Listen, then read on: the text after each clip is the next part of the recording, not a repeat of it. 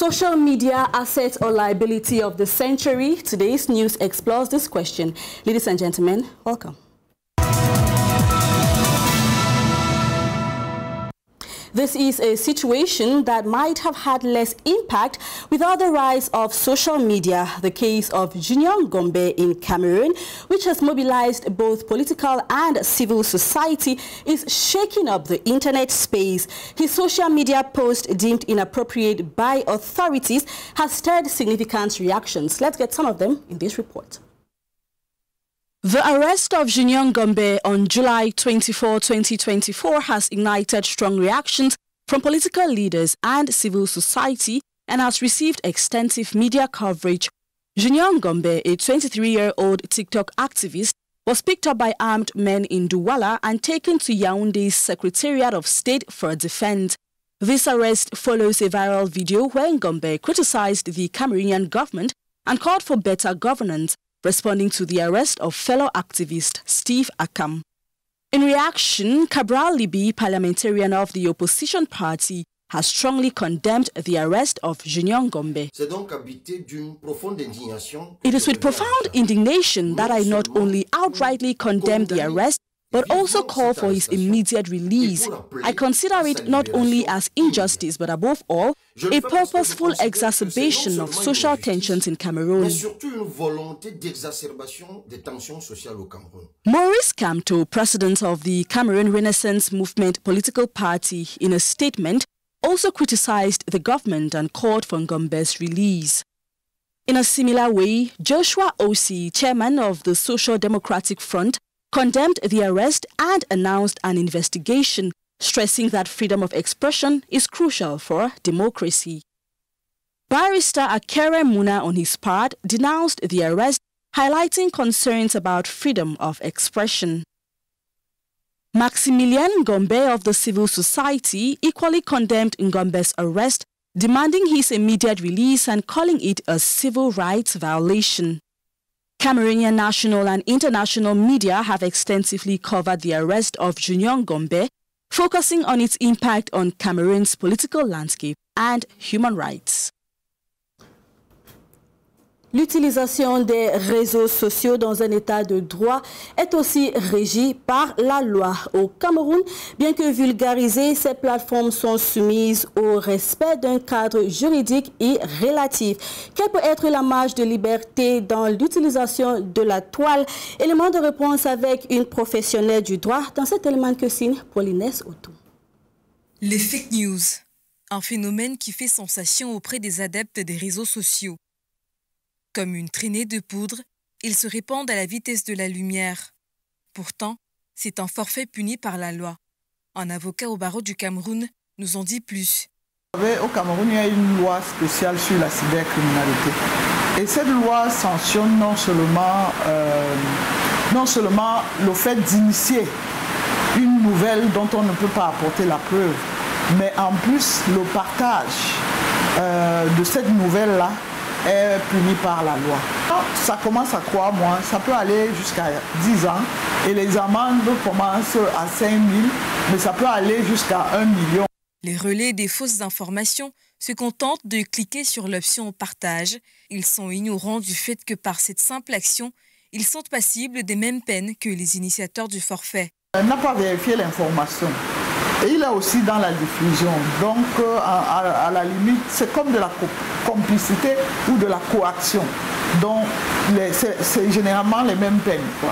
Dans les infractions classiques, c'est les mêmes peines. Et dans ce cas précis aussi, c'est les mêmes peines, quoi. Parce que ça ne sert à rien de se dire que, comme l'information a une flèche qui montre que c'est un partage, qu'on est à l'abri, non. Les utilisateurs semblent parfois ignorer ce que c'est qu'un fake news. À partir du moment où une nouvelle qui concerne soit la paix publique, soit la paix ou la considération d'un individu est disséminée par des moyens qui permettent de toucher le plus grand public. Et je crois que l'espace cybernétique est l'espace par excellence où on touche le plus grand nombre de publics. à ce moment-là, on est non seulement sous le coup de la cybercriminalité, mais on est sous le coup de la diffamation, de l'outrage, de la fausse nouvelle en fonction de ce que ça comporte et de la cible de cela. Sur les réseaux sociaux, d'autres dérives telles que la diffamation, le chantage, l'outrage entre autres font également fureur. De milliers de personnes sont punies du simple fait d'avoir partagé sans toutefois pouvoir apporter la véracité de l'information. Social media are communication tools and sources of information for many. They also serve as a platform for misinformation and manipulation. The danger arises when they become a source of information for some traditional media. The question now is their credibility and future. Valgadine Tonga, a journalist, shares her views with Peter Golakuji and Richard Biku. Vous savez, on ne peut pas arrêter le fonctionnement du monde, on ne peut pas arrêter le vent. L'arrivée ou l'essor des réseaux sociaux qui se transforment en médias ce n'est plus évitable. Sauf que ceux qui veulent être des journalistes, sans être allés à l'école, sans même faire les rédactions, qui veulent être journalistes des réseaux sociaux doivent comprendre qu'un journaliste a des devoirs. Donc, celui qui se place derrière les réseaux sociaux avec son téléphone, je ne sais pas trop, son smartphone, sa machine, écrit des choses qui relèvent de l'ordre du journalisme, doit aussi comprendre qu'il est susceptible d'être poursuivi. Il est nul au-dessus de la loi. Les journalistes le savent parce qu'à l'école, on nous l'apprend à l'école, il y a le droit de l'information, on sait ce que c'est que la diffamation, l'injure et autres délits. Vous savez, quand la télé est arrivée, on se disait que la presse écrite va mourir. C'était la hantise à travers les sociétés européennes et autres. Mais on s'est rendu compte que la télé, la presse écrite, elle est toujours là. Il y en a qui sont des férus de médias écrits. Il y en a qui aiment beaucoup plus l'audiovisuel. Mais c'est vrai qu'avec les réseaux sociaux, aujourd'hui, le challenge est plus grand. C'est la raison pour laquelle ceux qui ne veulent pas mourir s'adaptent, ça rime. On voit les radios qui diffusent aussi, je ne sais pas comment on appelle ça, les radios un peu radio-télé, c'est-à-dire que c'est la radio, mais on voit l'image à la télé. On voit la presse écrite, qui a des pages, qui a les sites Internet. Donc, je pense que chacun essaie et devrait même essayer de se numériser. Les réseaux sociaux occupent évidemment une portion importante dans la vie sociale d'aujourd'hui. Des consommateurs de la ville de Douala au Cameroun se sont prononcés sur sa valeur, atouts et lacunes dans cet élément de Brindana. Les réseaux sociaux aujourd'hui occupent une place prépondérante dans la société. Ils sont perçus par certains comme des outils efficaces de communication. Déjà, de un, je veux dire, les réseaux sociaux sont bien. Parce que grâce aujourd'hui aux réseaux sociaux, nous sommes informés de beaucoup de choses. Beaucoup et tellement de choses qui se passent à l'extérieur comme dans notre propre pays.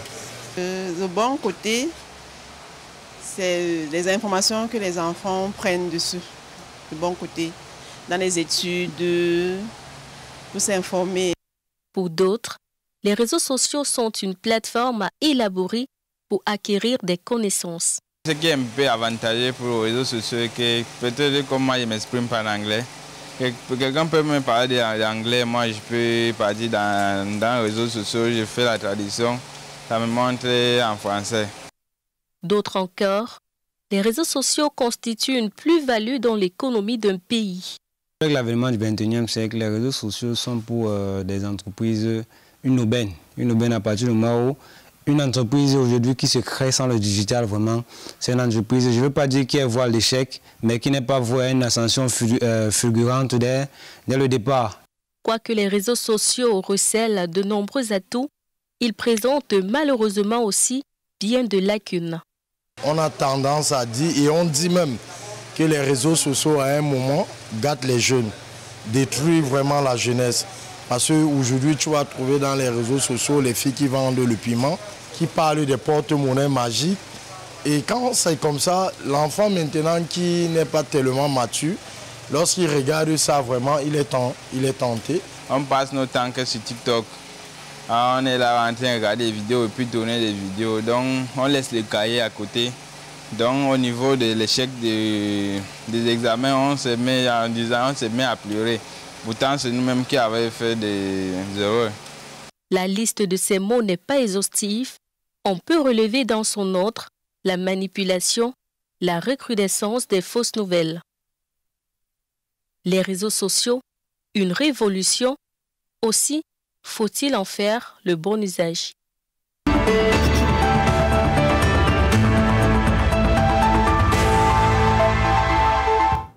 Our bonus info takes us to Senegal, where Ousmane Sonko reacted on July 28 to Paris's decision to posthumously recognize 6 Senegalese soldiers executed in 1944. On his X account, he urged France to moderate its zeal. Colin Bekatal tells us more.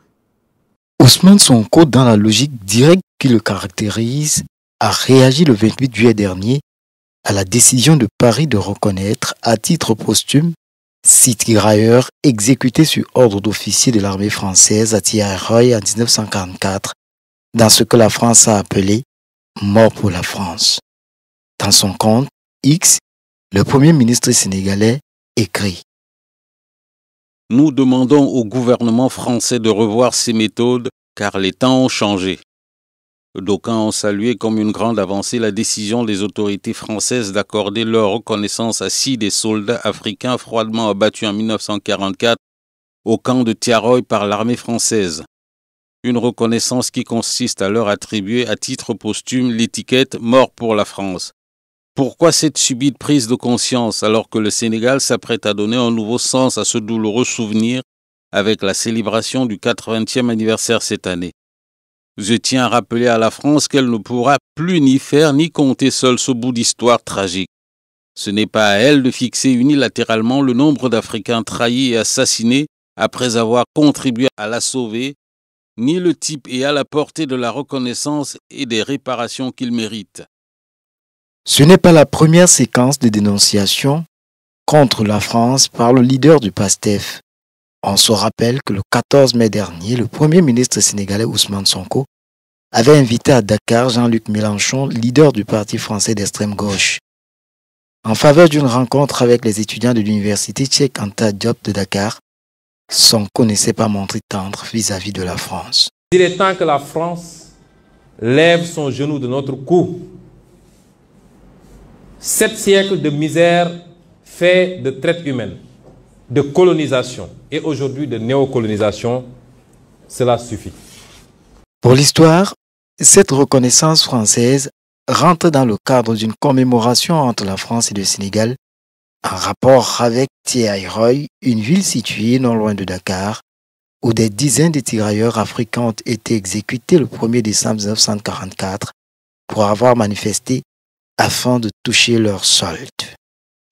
Thank you for watching. Stay tuned to more programs on Global LTV.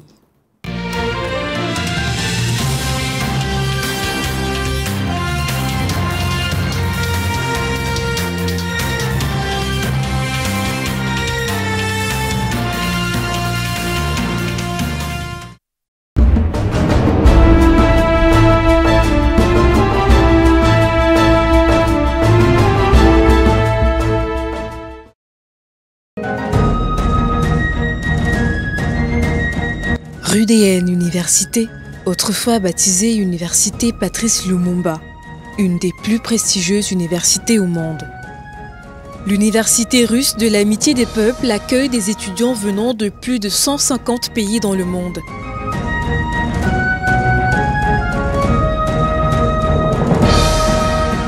Déjà plus de 100 000 diplômés qui font valoir leur exposé partout dans le monde.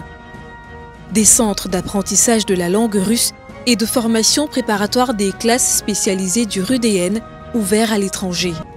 Infoline, +7 499 936 87 87.